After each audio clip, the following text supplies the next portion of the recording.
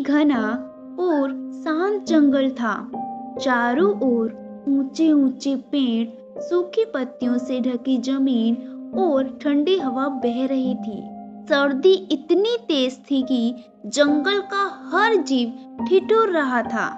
उसी जंगल में एक ऊंचे पेड़ की डाल पर एक नन्ही सी गौरैया ने अपना घोंसला बना रखा था।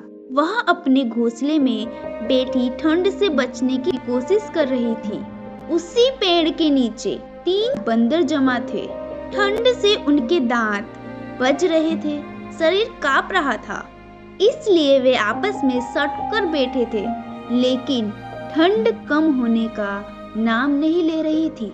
तभी एक बंदर बोला, यह ठंड तो जान ही निकाल लेगी। अगर कहीं से आग मिल जाए तो हम सब आराम से ठंड से बच सकते हैं। दूसरे बंदर ने इधर उधर देखा और बोला, यहाँ तो बहुत सारी सूखी पत्तियां पड़ी हैं, क्यों ना इन्हें इकट्ठा करके आग जलाई जाए। सभी बंदरों को यह बात ठीक लगी। वे जंगल में इधर उधर दौड़ने लगे और सूखी पत्तियां जमा करने लगे। कुछ ही देर में पेड़ के नीचे सूखी पत्तियों का बड़ा सा ढेर लग गया।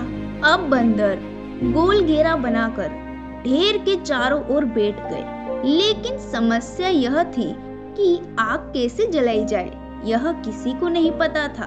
तभी एक बंदर की नजर ऊपर आसमान की ओर गई। उसे हवा में चमकता हुआ एक जुगनू दिखाई दिया। वह खुशी से उछल पड़ा और चिल्लाया, देखो आग की चिंगारी उड़ रही है, इसे पकड़ लो, इसी से आग जल जाएगी। यह सुनते ही सारे बंदर उत्साहित हो गए। वे जुगनू के पीछे दौड़ पड़े। पेड़ पर बैठी गौरैया यह सब ध्यान से देख रही थी। उसे बंदरों की मूर्खता समझ आ गई।